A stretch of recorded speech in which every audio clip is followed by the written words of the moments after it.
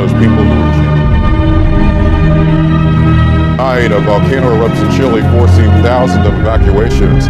That volcano, one of the most active anywhere in South America, it blew its top during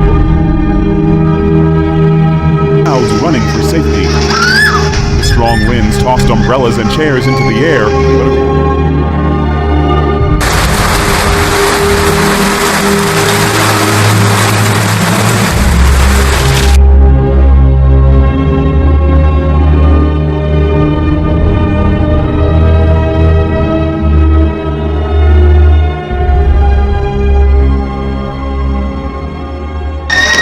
this waterspout roared ashore in Recife, Brazil, sending crowds running for safety. The strong winds tossed umbrellas and chairs into the air, but according to Brazilian news site Globo, no one was injured. The waterspout struck at 1 p.m. on Sunday after the sky darkened and winds picked up. Waterspouts develop in a similar manner as tornadoes. They can cause damage, but they're usually weaker than their land-based counterparts. I'm Matt Sampson, the Weather Channel.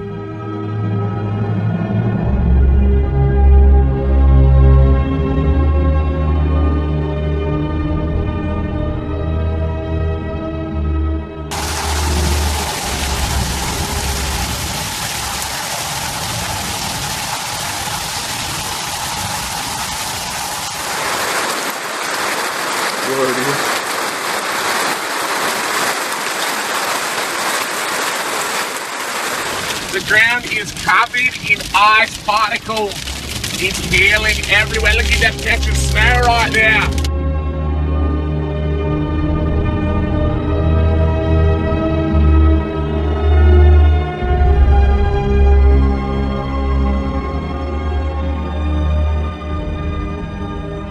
Take a look at this. This is dramatic video out of Brazil showing a 9-year-old and his uncle being pulled under. Did you see that? Being pulled under the water and sucked into a flooded storm drain that they were trying to clear of debris right there. Watch that. That's why they're screaming. Oh my goodness. So the young man and the 4 men were seen playing in a pool of muddy flood water as they try to clear plants and other debris from backing up into the storm drain. Then suddenly they were just pulled underwater. As the pipe's passageway clears up, the boy's aunt, who filmed the potentially deadly scene, that's the one you heard screaming as the two just disappeared underwater. Thankfully, okay, watch it one more time, so they're going to go under. Right? That shows you the force of that water. The scary encounter, of course, thankfully, I should say, the young man, he emerged from the other end of the pipe, about 20 feet away. Wow, the two only suffered minor injuries.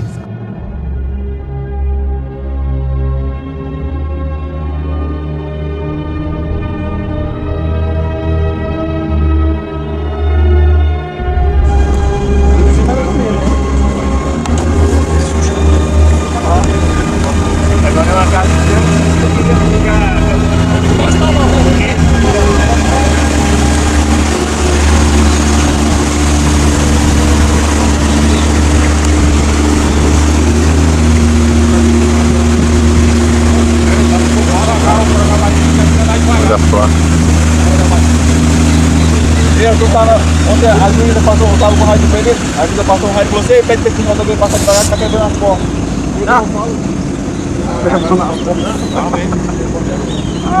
Aí a juíza mandou pra ele. Esse aí foi todos os caras que arrumaram pra entrar. Foi. Lá arrumar as casas. Entra no cacete?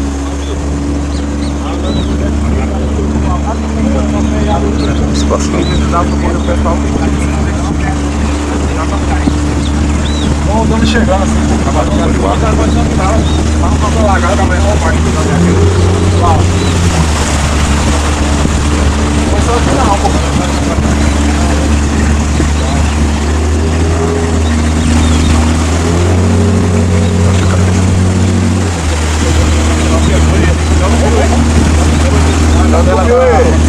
Olha mais que ele vai passar.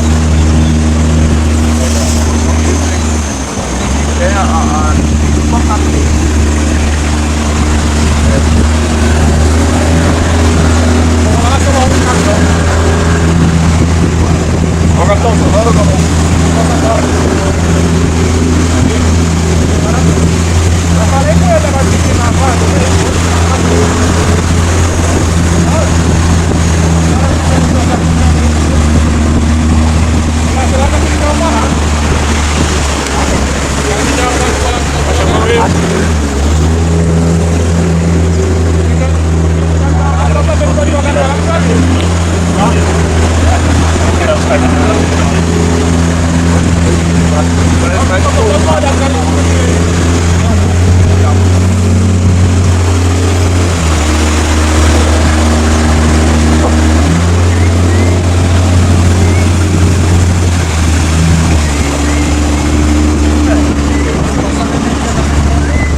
Tá passando. Centro brasileiro.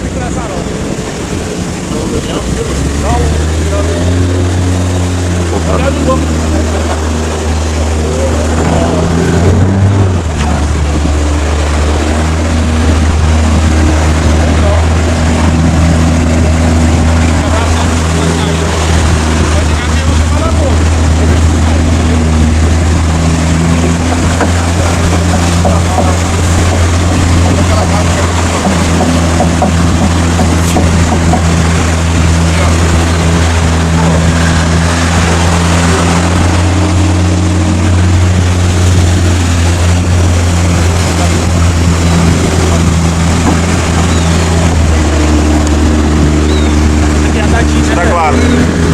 Não tá claro esse. Não, pô.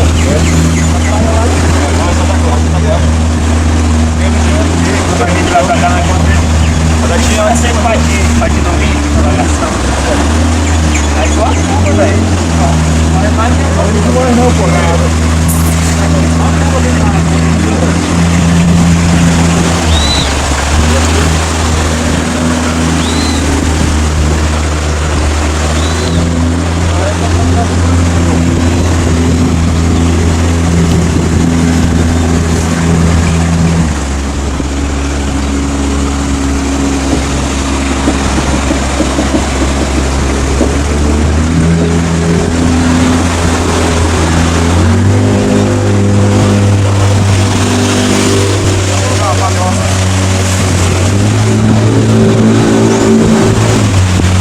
Segura a cena da ponte.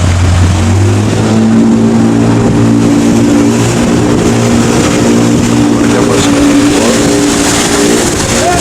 Aqui a ponte.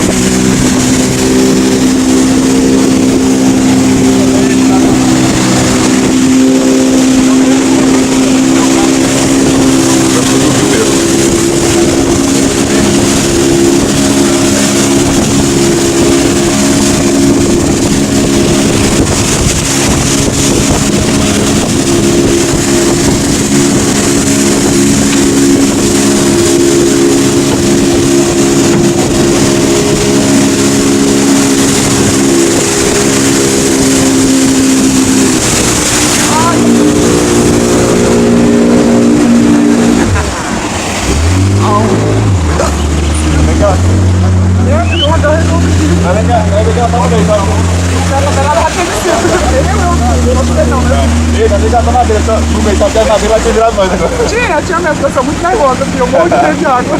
Eu com medo? Não, já passou. Já passou, filho. Pra fazer esse coração tá bem. Não tá funcionando. Não, a gente passa muito tempo pra ganhar uma miséria, pra ganhar um salário. Por nem que tava sem graça. Não, eu trabalho com a camisa. O pessoal do Ponte pega, manda pra nós. Nós temos uma grávida, estamos ficando. Ela tá com um pouco de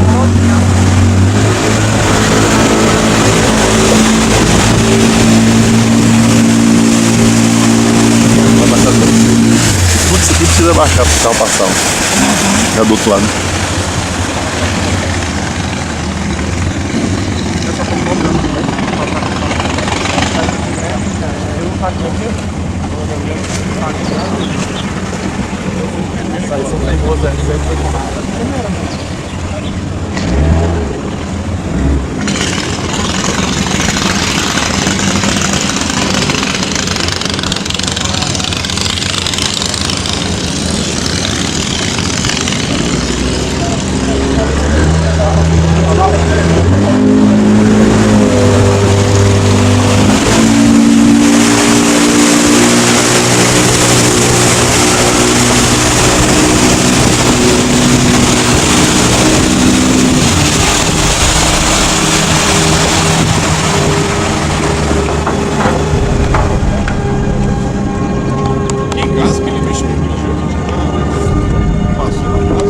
com essa mãe pra casa dela.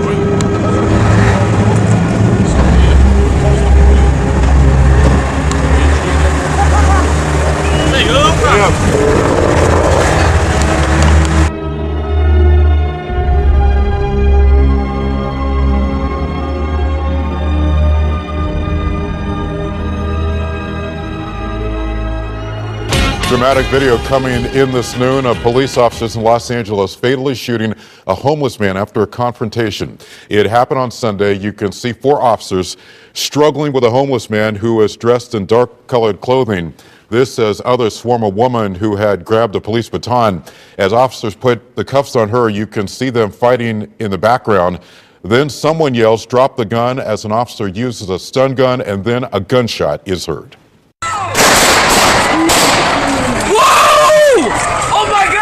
Ain't nobody got no guns. They just shot that man right here, man. At this point, it is not clear if that homeless man was armed. The Los Angeles Police Department is now investigating.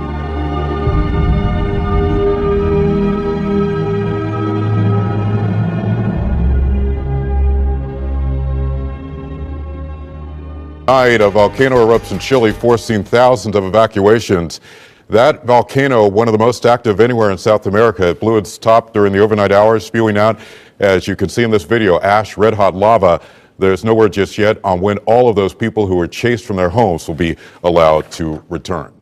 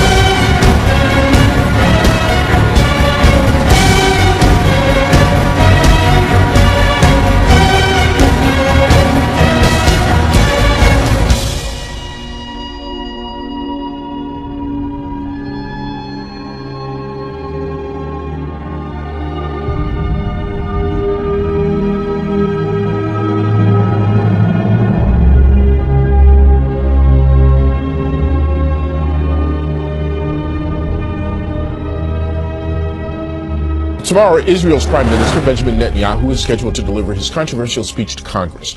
But already, dozens of protesters are taking to the streets in Washington. Rachel Scherer is live in our newsroom tonight with more. Rachel?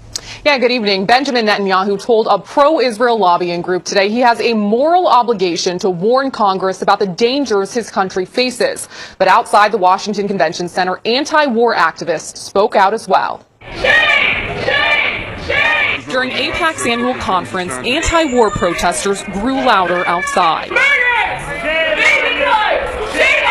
We know that AIPAC's policy has been to sabotage these talks, and we want the talks with Iran to go to fruition. Even Jews stood among them, like Rabbi Weiss, who's against the entire state of Israel. Whether it's Rabin or Netanyahu, either one of them, they're representing and the epitome of evil. An idea this bystander calls ignorant. They're talking about stuff they don't understand. If they lived in Israel, if they lived in a place where bombs fell and that shrapnel fell on top of them, they'd feel differently. It strikes an emotional chord for Martin Getzow, who came all the way from Pennsylvania to warn the world about the threat Iran poses. If nothing happens, he worries history will repeat itself again. When Jews were wiped off the streets in Paris and Hungary, nobody came and saved them. Jews are not going to die because they're not getting spoken for. And if it takes Prime Minister Netanyahu to come and talk here, whether he's invited or not invited, so be it. And protests will resume at 8 a.m. tomorrow morning. They'll begin with a march to Speaker John Boehner's office and wrap up on the west lawn of the Capitol building just prior to Netanyahu's speech. Reporting live in the newsroom, Rachel Scherer, News Channel 8.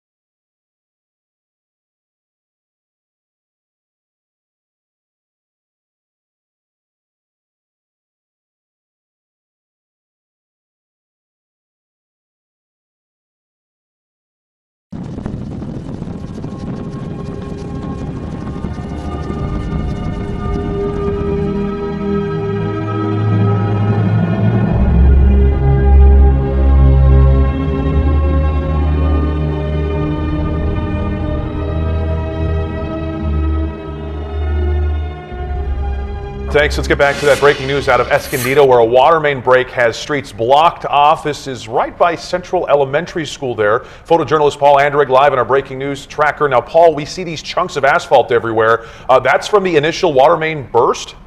Yeah, this isn't due to any construction or any work done by the crews. This is all done by the force of water coming out from the ground from this pipe. You can see what can only be described as some sort of moonscape, and that moonscape is complete with a crater. You can see this one is completely filled with water. But when we first got here, the water was shooting up about a foot into the air, and it's still, as you can see, running down the road. They've got Broadway blocked off here at 3rd. The water is shut off. Not sure how many customers are affected on that by that, but you can see it's just completely ripped up the ground, and it's just a massive sinkhole in the middle of the road. This is obviously going to take, I would assume, days to clean up. Yeah, that's what it looks like. All right, Paul Andrig, they got a mess to clean up, and they're working on it now. Thank you very much, Paul.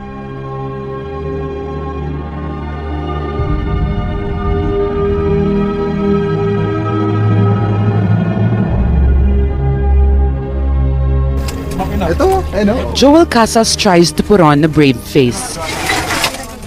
Everything that his family has built for decades has been reduced to this, lost in a fire that has destroyed the homes of over 2,000 other families in downtown Manila. I can't express my grief when I look around me. I can't even explain what happened. There's nothing to save. We accept that this is a tragedy. We just have to start over, find a job, work again, and rebuild everything. Cecilia Castillo lost her home too. She does not know how long she will have to live in this temporary shelter, along with 9 members of her family.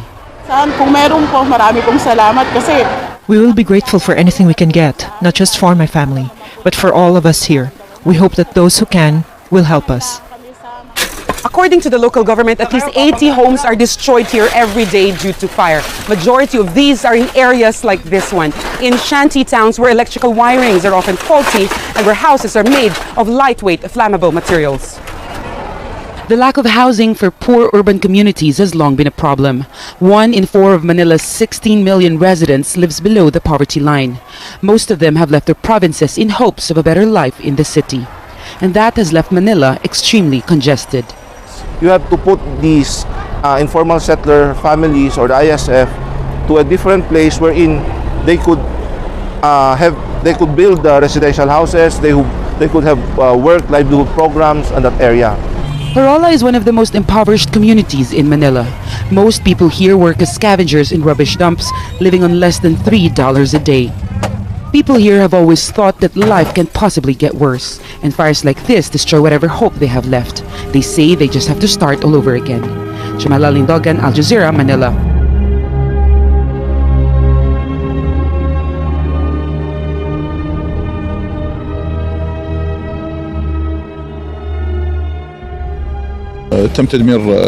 We have destroyed a number of enemy vehicles and anti-aircraft machine guns, which were placed in residential areas. We are moving forward and there will be a victory, God willing, in Salahuddin province very shortly. The army says it's aiming to take back Tikrit and the whole of Salahuddin province from the Islamic State and has not asked for airstrike support from the U.S.-led coalition.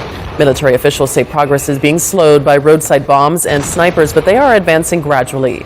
Tikrit is now surrounded on 3 sides, west, north, and south, and the army is now trying to take up positions to the east amid heavy fighting. The offensive is the largest military operation in the province since last June and could have a major impact on plans to move further north to recapture Mosul, the largest Iraqi city under Islamic State rule.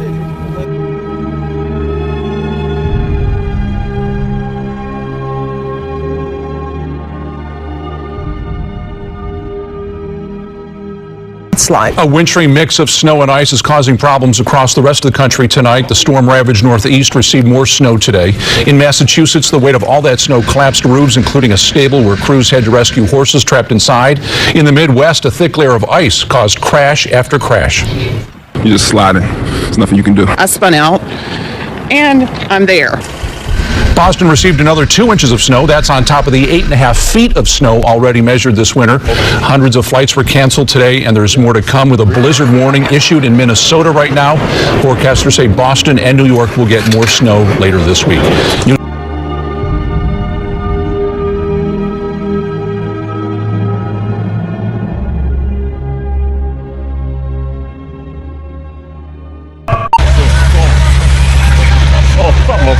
Alltså kolla, vi har ju kraschat.